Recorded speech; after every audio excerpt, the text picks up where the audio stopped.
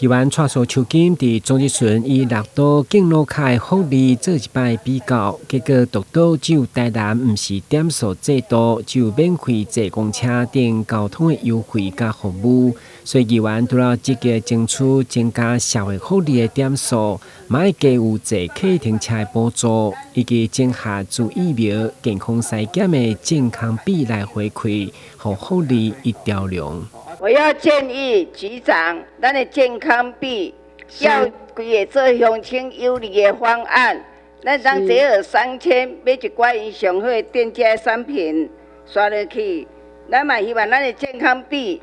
咱來結合咱的敬老卡，因健康比是指敬老卡是一個卡嘛，如果你把它結合，老人也方便使用。大家用嘛方便，要跟我們的共照雲來參加我們的這個 LINE 的共照雲，它在裡面呢，它就只要有打疫苗，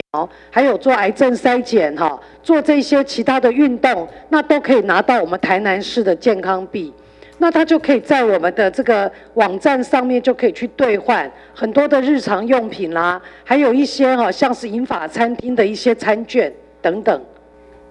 能夠健康幣結合敬老卡也是一個很好的構想，避免就是說，但是重點說中間有一些行政程序。剛剛局長跟您報告的，就是說我們一般不是普遍都有哦，是你有配合做疫苗接種，你有來做健檢，你有來做癌症篩檢，你有做出一些動作，我們才給你這個。